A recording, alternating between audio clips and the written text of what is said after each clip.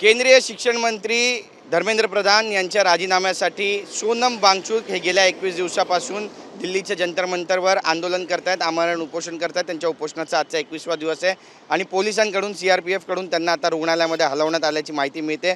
पण आपण पाहतोय की त्यांना पाठिंबा देण्यासाठी आता मुंबईमध्ये मातोश्री समोर सुद्धा बॅनरबाजी करण्यात आलेली आहे आणि या ठिकाणी आपण पाहतोय की शिवसेनेकडून बॅनर्स लावण्यात आलेले आहेत। चला शिवतीर्थावर देशाच्या तरुणांचा आवाज बनायला अशा आशयाचा जो बॅनर आहे तो या ठिकाणी लावण्यात आलेला आहे आणि सरकारच्या हुकुमशाही विरुद्ध लढा देणाऱ्या सोनम वांगचुक आणि भारतातल्या सर्व तरुणांना पाठिंबा देण्यासाठी एकत्र येऊया आणि सरकारला जाब विचारूया अशा आशयाचा बॅनर लागलेला आहे। 19 जुलै रोजी दुपारी 4 वाजता सगळ्यांना मासाहेब मीनाताई ठाकरे पुतळ्याजवळ एकत्र येण्याचं जे आवाहन आहे ते करण्यात आलेलं आहे आणि प्रमुख जे मार्गदर्शक असणार आहेत ते उद्धव ठाकरे आणि राज ठाकरे हे दोन्ही असणार आहेत। म्हणजे महाराष्ट्र नवनिर्माण सेनेचे अध्यक्ष आणि शिवसेना उद्धव बाळासाहेब ठाकरे पक्षाचे पक्षप्रमुख उद्धव ठाकरे आणि राज ठाकरे पुन्हा एकदा एकत्र येणार आहेत आणि सोनम वांगचुक यांना पाठिंबा देणार आहेत। यासाठी मोठ्या संख्येनं शिवतीर्थावर या अशा आशयाचा बॅनर या ठिकाणी लागलेला आहे। थेट मातोश्री समोरच हा बॅनर लागला आहे, त्यामुळे बरीचशी चर्चा या माध्यमातून पुन्हा एकदा दोन्ही ठाकरे बंधू हे एकत्र येत आहेत अशी रंगू लागली आहे। कॅमेरा पर्सन संतोष कदमसह गिरीश गायकवाड, TV9 मराठी, मुंबई।